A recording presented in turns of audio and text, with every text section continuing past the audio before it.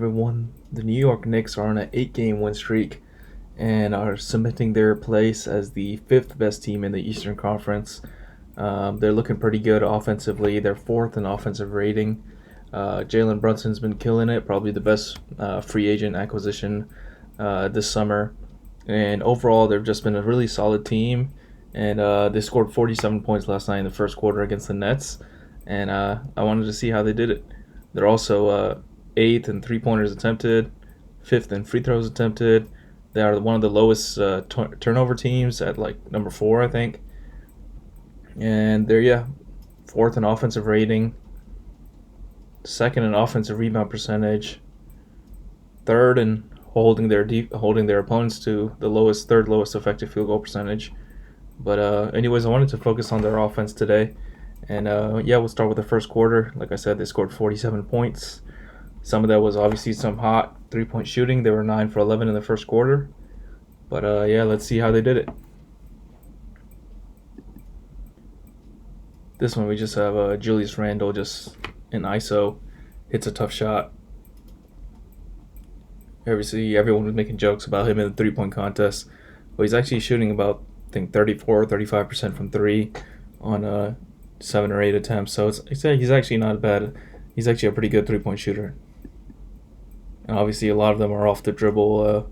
Even Fournier, I think, made a joke about him that he would have won the three-point contest if he could jab step or take one dribble before he shot all his threes. But anyways, here we have Julius Randle spin move, getting the paint. He's obviously spinning from left to right, even though the ball is still in his left hand. So, gets that open space from the defender, gets in the paint, and kicks it out to R.J. Barrett for the open three.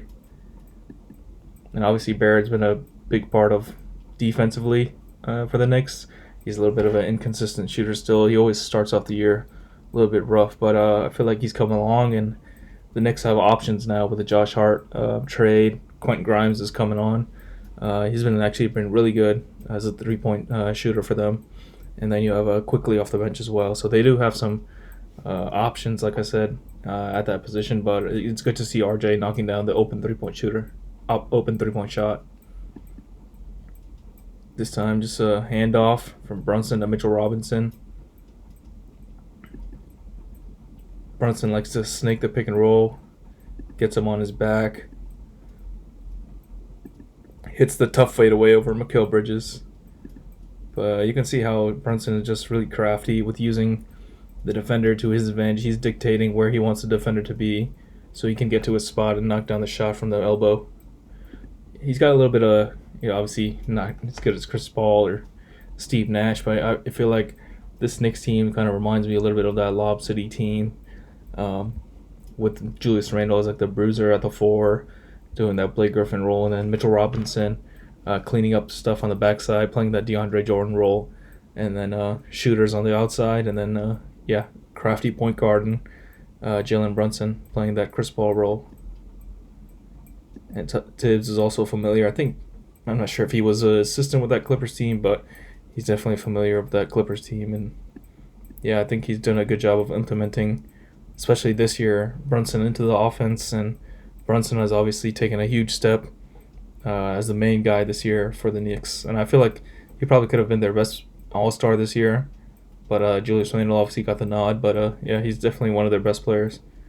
This time you see, once again, RJ coming off of looks like basically a stagger, 2 screens. Keeps Cam Johnson on his back and sets up Mitchell Robinson for the lob, 2-on-1 at the rim. Great job of keeping him on his back. So can throw the easy lob to Mitchell Robinson. And Mitchell Robinson obviously making a big impact since he's come back from injury. This time it's almost like a Spain pick and roll, but Grimes slips through. But Brunson now has an open lane. Once again, 2-on-1 basically at the rim. He can throw the lob or hit the floater, and Brunson loves those little floaters. So you can see it again. It's a simple pick and roll with making this guy make a decision, making this guy make a decision. Obviously, Claxton doesn't need to come out on Mitchell Robinson, so he stays in the paint. But Brunson once again dictating where he wants the defender to be, and Mikal Bridges is not an easy defender to take advantage of. Brunson was just going off in this half. I think he had 30 points in the first half. This time Julius Randle just gets in the paint, mismatch, nightmare. He's got like 50 pounds on Royce O'Neal, but nice drop off to Mitchell Robinson. Little Blake DeAndre memories. Once again, nice pass to Grimes, hits him right when he's sliding through. And honestly, Grimes just hits a tough shot. But Randall already had, I think that was his third assist already of the first quarter. This time you see similar play of him on they kind of try to trap Julius Randle, but then Royce O'Neal, you see Royce O'Neal trying to help too much. But then RJ Barrett, you'll see he sets a really smart little pin screen for Grimes so he can get open in the corner. Right there, yep. And then Royce O'Neal just has to take a little bit of a tougher route just to get to Grimes. And Grimes, like I said, is a great shooter, knocks it down. And look at it one more time.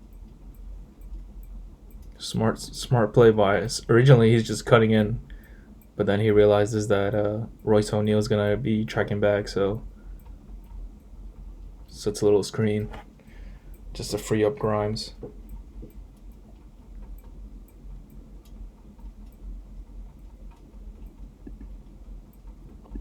Obviously, the Nets were missing shots too, so the Knicks are kind of a little bit of a transition. This time, Brunson just pulls up for the three-point shot. But you can see that it's just kind of a give and go. He's setting the screen for Grimes is setting the screen for Randall.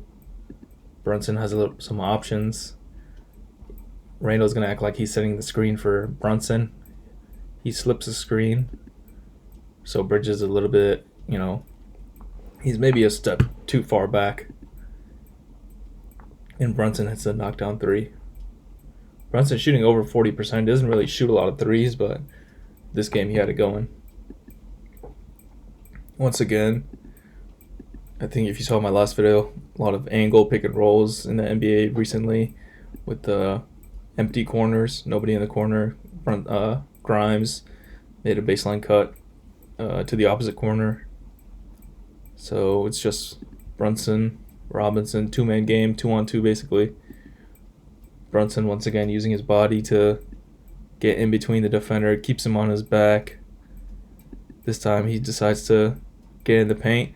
This guy, Cam Thomas, helps too far in the paint, and Brunson can, obviously he's helping one pass away.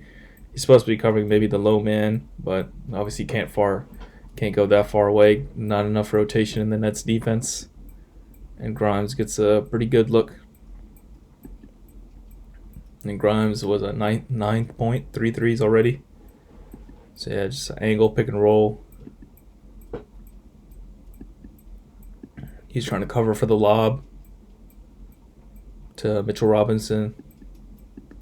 Brunson just delays enough so that Cam Thomas is not really guarding anybody. And a nice pass and nice kick out to Grimes. Once again, it's kind of an angle. I guess just more of a pick and roll at the top of the key. Brunson does a good job of just dribbling, getting defenders to bite once he gets in the paint. A lot of paint touches for Brunson. Something that we used to track actually at UCF as well. Paint touches and post feeds. Obviously, we had Taco, so post feeds were pretty important to us. But yeah, paint touches for guards, obviously always important. Just collapses the defense, probes a little bit, does a little Steve Nash dribble around the paint or under the basket, shovels it to Hartenstein, and he gets an easy jump hook. This time, Randall kind of forcing it a little bit, but he kicks it out. Just like Josh Hart. Josh Hart on Seth Curry. Another guy. Josh Hart, another guy who's good at driving. He's a good job of using his body. Shuffles it to Hartenstein. Let's see what happened. Yep, defense is just collapsing. Is that Daron Sharp helps out too much. Hartenstein gets a putback gets a shot from a couple feet away. Brunson feeling it, pulls up in transition. Hartenstein fighting on the rebound. Like I said, they're fighting on the glass. Like I said, they're one of the best rebounding teams in the league. Specifically, one of the best offensive rebounding teams. Kicks it out to Randall for the open three.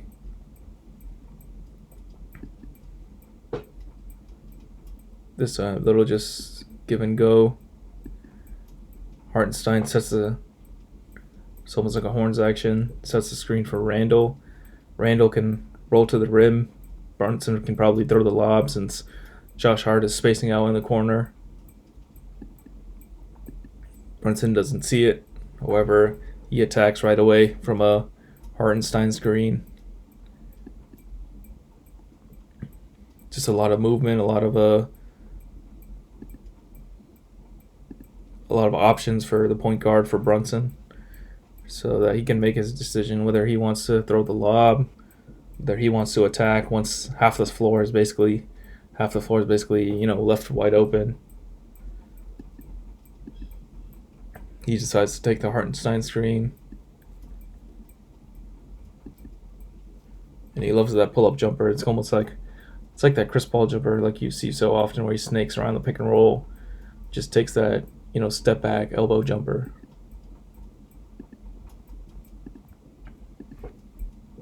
This was probably their best play of the first quarter, I think.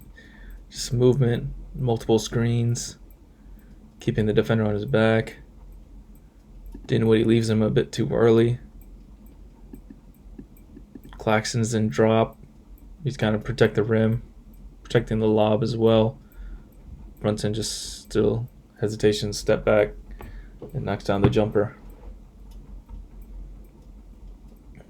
Is that a similar play as well, kind of, right? Hartenstein sending the screen for Randall. Where one side of the floor is empty, Hart's going to the corner. Basically does the same thing, but this time Hartenstein flips the screen. So Brunson takes a three. But you see a lot of defenders engaged, a lot of defenders trying to see if they're doing the right thing. This time, I'm not sure if that's Claxton. Looks like Claxton. Probably a step too deep. Dinwiddie's late on the contest. And Brunson knocks down the pull-up three-pointer. But pretty much the same action as the last play. Continuing the first quarter, still got 40 points. Isolation Randall, basically on the elbow. Quickly, you'll see him relocate. Once the guys spread out. You got Hart in the corner, Hartenstein kind of in the dunker spot extended. He can cut to the basket if Julius makes a move and his defender bites. However, you'll see the floor spread out. Quickly takes a couple steps more towards the sideline just to make his defender, have to get back to him, basically take a longer distance to get back to him to contest the shot.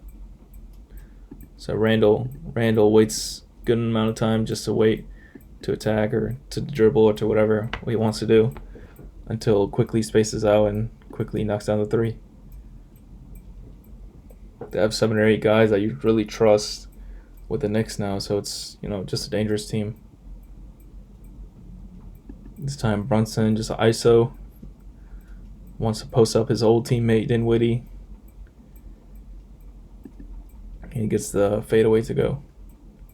Already had 16 in the first quarter. Like I said, he had 30 in the first half. This time Hart, like I said, he does a good job of just getting in the paint, making stuff happen. He's really key, transitional player.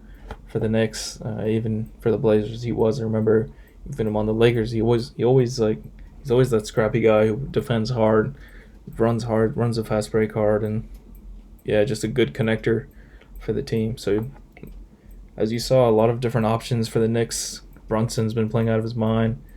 Probably, like I said, one of the best free agent acquisitions this summer. And people were saying one of the best free agents to switch teams since Kawhi Leonard, which is a lot of praise. And I have to look back at that. But yeah, let me know what you guys think about the Knicks. I think they could take the 4 seed. The Cavs are not that far behind, and they look a little bit sloppy so far. But yeah, thanks for you guys for watching. Make sure you guys like the video, subscribe, and yeah, let me know what you think about the Knicks. How far can they go?